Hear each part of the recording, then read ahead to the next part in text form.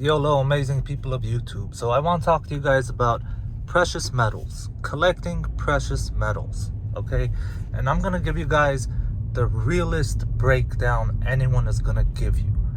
There's so much bullshit in regards to precious metals and collecting and stacking, and so much information that no one wants to fucking tell you, all right? I've been collecting for a long time, and I collect all kinds of precious metals. So I'm gonna break some stuff down for you. And if you're new to precious metals, I would suggest you listen to this entire video. It's not gonna be that long, but I'll start off with silver, okay? Or in general, when you look at any commodity like precious metals, right? Every single day, the price is going up and down, up and down. You can look at the price of what that metal is worth every single day. There's a whole bunch of apps, right? Now, when you go to purchase, okay, don't go purchasing jewelry and all this shit. Jewelry is not meant for you to save in terms of precious metals. You need to go with pure gold or pure silver, like bullion or coins, right? So you're talking about 99.9999% gold or silver or platinum or whatever it is you're trying to get. Now, if you're purchasing silver, which is one of the worst things to purchase because they have a ridiculous markup. So like last time I looked at silver, it was about $25. If you go and try and buy a silver eagle from the US Mint, they sell 1 troy ounce, because precious metals are in troy ounces, they're not in regular ounces, which means you get more grams than a regular ounce. But 1 troy ounce, they would sell that $25 worth of silver at $80. US Mint right now, $80. You can go to reputable dealers, of which is the only place you should be purchasing precious metals from.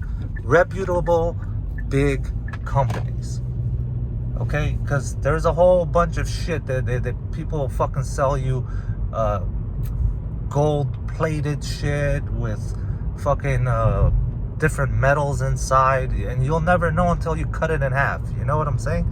But when you buy from reputable dealers, you don't have that problem. So when it comes to silver, they have an incredible markup. So if you're trying to stack silver, you're actually losing money, because the whole purpose of you stacking is you're trying to get ahead of inflation. You're trying to kind of build your wealth in terms of metal, right? Something material you can hold in your hand that's not just fucking paper, that no matter where in the world you go, it's worth something, right? So instead of buying, like, let's say $100 of silver all the time, and then, you know, just one day you get to a whole bunch of silver, it's better you hold on to that money and then just buy like an ounce of gold, or even half an ounce of gold. That way, at least your markup is maybe $50, maybe even $20. You know what I'm saying? It's not a 100% markup. Now, you can go and buy like US minted precious metals as well, right? Like gold and stuff. And they have a markup on that shit too. Even on their platinum, it's all marked up. At the end of the day, what you are trying to do is buy, let's say, an ounce of gold, pure gold, from a reputable dealer at the cheapest price possible. And why at the cheapest price possible? Because you can go with different companies and it's going to be different rates. You're going to see like $100, $200, $500, even $1,000 difference on what's supposed to be you just purchasing that pure raw metal. So why do that? And the best thing I would suggest you to do if you really want to get into buying and saving in gold, silver, platinum, whatever, right? Take $200, okay? Go buy all kinds of different silver. I know I told you it's not a good investment, but just do it anyway. Go buy, like, you know, US minted whatever coin, you know, buy something else. Just buy an ounce of this, an ounce of that, ounce of that, ounce of that. Get all that, right? And you bought each one at different prices. Go to sell it. You can even call the companies, because reputable companies, you could call them and be like, hey, I'm selling this. Would you guys purchase it? Most of them will buy that shit back because they're not selling the type of fucking companies shit that they've never heard of. They're selling reputable shit, so therefore they're willing to buy it back most of the time. You can go to a pawn shop. I would suggest you to ask them over the phone how much that company would buy it back. But then I want you to take that shit and go to a pawn shop and see how much they offer. And at the end of the day, the pawn shop is going to offer you just a little bit less than what it's worth in terms of the market. So if the spot price was $25 an ounce, they might buy it for $23 from you. You get what I'm saying? So you just spent $80 on that one coin. That same day you went to go sell it, and they're like, well, I'm giving you $23 because that's what it's worth.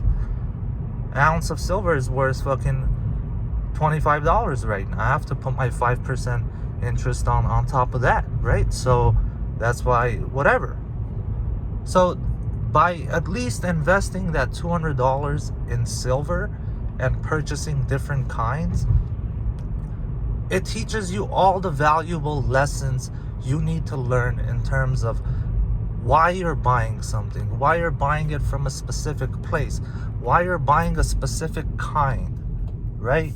You learn all those lessons with that $200. So at the end, once you start selling all that silver back, you're gonna have about half left. $100. $100 is enough of a loss, and it's worth all the knowledge you gain from doing that, because you get to ask all the questions directly, get all the answers, find all the little things they don't fucking tell you, right?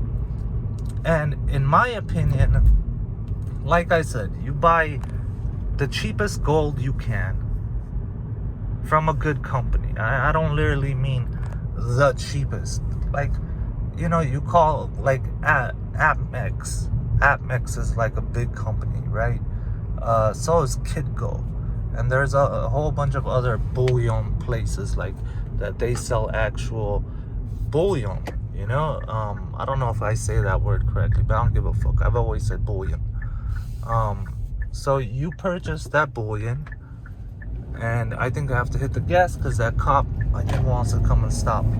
So yeah, you buy pretty decent gold, platinum, whatever it is, and you stack that. You stack that shit up, man. Start collecting that. At least you'll have the understanding of, you know what, this is what I purchased, and at any given time I can go and sell this, and when I do sell it, I know I'm gonna get paid about this much money. At least 5 years, 10 years down the line, you're not gonna be looking at your shit and being like, damn, I fucked up. If I had purchased this way instead of this other way, all these other fucking people trying to make a killing by robbing me, pretty much, right? If I had done it the right way, I could have had so many ounces more, or so many thousands of dollars more than I do now. And the whole reason why is because you didn't want to spend that extra $200 to play with the money and the precious metals and learn all those lessons. Because I see a lot of videos online, man, where people are showing you their collection of gold and silver and all this stuff, and I'm looking at it and I'm thinking, like, How are you giving advice to people? Just looking at what's on the table, you've taken $1,000, like thousands of dollars of losses, just because you decided to purchase, certain type of coins or a certain brand or whatever, right? Like if you had just gone with a good, regular, normal household name brand, you would have had so much more. It's all about money at the end of the day, right? It's all about money at the end of the day. You got to look at it as close to a pawn shop as possible, like with that mentality. Like I want to purchase this at the lowest possible price, and in the future I want to sell it at the highest possible price.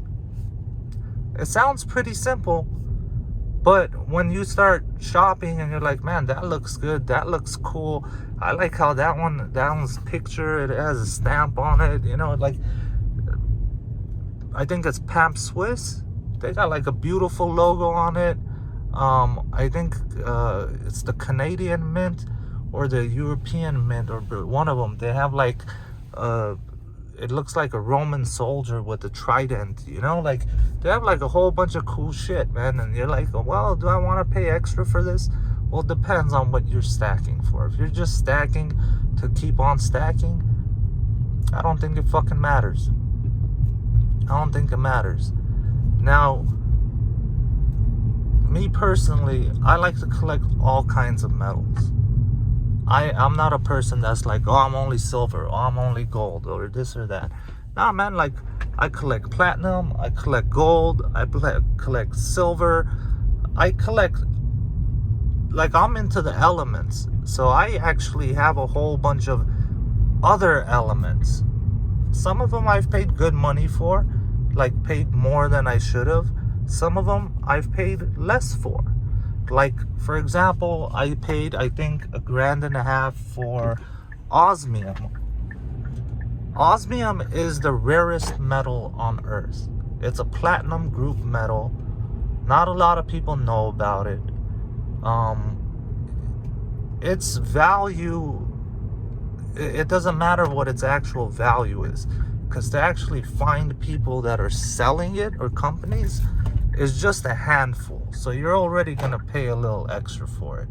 But I'm collecting this shit because I enjoy collecting it, and I know this is all gonna be worth something in the future. Like, I know osmium is gonna be worth something in the future as technology evolves, right? I even have is it rhodium? There's two of them. There's palladium. I'm sorry. I also have palladium.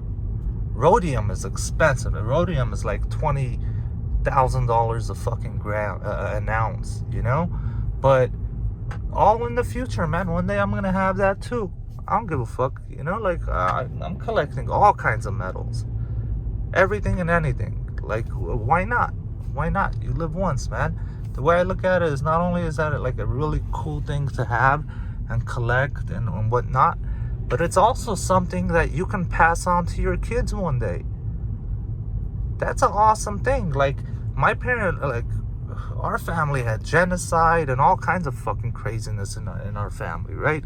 Like, I come from an Armenian background, so we came from, like, I was born in the USSR, so when we came, you came here with like $300. They didn't let you bring anything, like, at all. So it's like you start from zero. Everything you had was over there. You had to sell it and whatever the fuck, right? So I don't really have family heirlooms passed down to me like that.